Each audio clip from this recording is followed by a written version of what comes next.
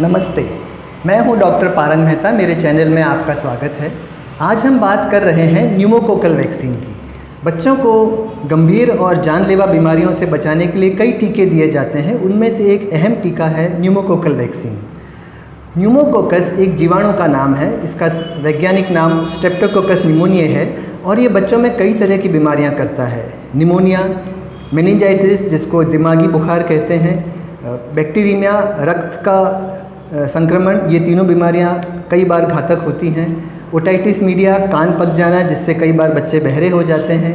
हड्डियों का संक्रमण, जोड़ों का संक्रमण, कई तरह की बीमारियां इस जीवाणु से होती हैं। प्रतिवर्ष संसार में 5 लाख बच्चों की मृत्यु न्यूमोकोकल बीमारियों से होती है, इसलिए इसका टीका ज़रूरी है। 2 तरह के टीके उपलब्ध हैं। जो पुराना टीका था पॉलीसैकेराइड वैक्सीन, वो 2 साल से बड़े बच्चों को ही दिया जा सकता है। इस जीवाणु से होने वाली बीमारियां छोटी उम्र में ज़्यादा खतरनाक हैं, ज़्यादा घातक हैं, इसलिए ये पॉलीसैकेराइड टीका अब उपयोग में नहीं लिया जाता है। अब हमारे पास एक नया टीका आ गया है जिसे न्यूमोकोकल कॉन्जुगेट वैक्सीन कहते हैं। 2 तरह के कॉन्जुगेट वैक्सीन उपलब्ध हैं। उनमें से ये एक है 10 वैलेंट न्यूमोकोकल कॉन्जुगेट वैक्सीन। ये 10 तरह के न्यूमोकोकस या न्यूमोकोकस के 10 सीरोटाइप से बच्चों को रक्षण देता है।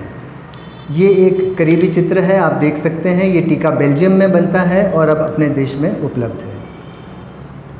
और ये है दूसरा टीका 13 वैलेंट कॉन्जुगेट न्यूमोकोकल वैक्सीन। ये 13 किस्म के न्यूमोकोकस या न्यूमोकोकस के 13 सीरोटाइप से बच्चों को रक्षण देता है।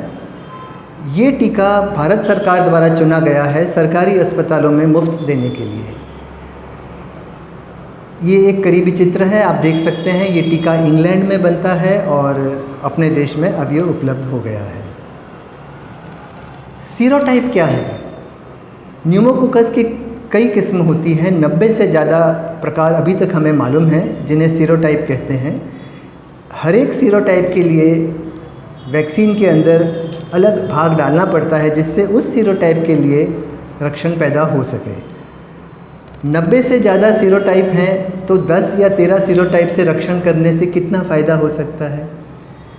इंसानों में जो बीमारियां होती है वो ज़्यादातर 10 या 12 सीरोटाइप से ही होती हैं।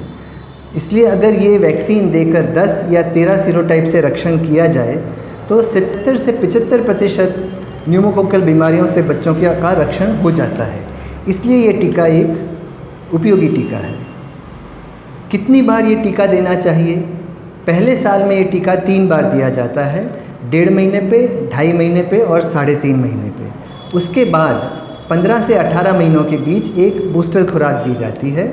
इस तरह कुल 4 बार देने से इस टीके का कोर्स पूरा हो जाता है। अगर किसी कारण सही वक्त पर ये टीका नहीं लग पाया तो अगर आज बच्चा 6 से 12 महीने के बीच है तो उसे ये टीका 2 बार देना चाहिए 1 महीने के अंतर से, और उसके बाद 15 से 18 महीनों के बीच एक बूस्टर डोज। अगर बच्चा 1 साल से ऊपर हो गया है तो उसे कुल ये टीका 2 बार देना चाहिए 2 महीने के अंतर से। ये सुनकर ऐसा लगता है कि टीका देर से देना अच्छा रहेगा, कम इंजेक्शन लेने पड़ेंगे, मगर याद रहे न्यूमोकोकल बीमारियां छोटी उम्र में ही खतरनाक होती हैं। अगर टीका देर से दिया गया तो जिस उम्र में बच्चे को रक्षण की सबसे ज़्यादा ज़रूरत थी तब उसे रक्षण नहीं मिला। इसलिए ये टीका सही वक्त पर देना ही अच्छा है।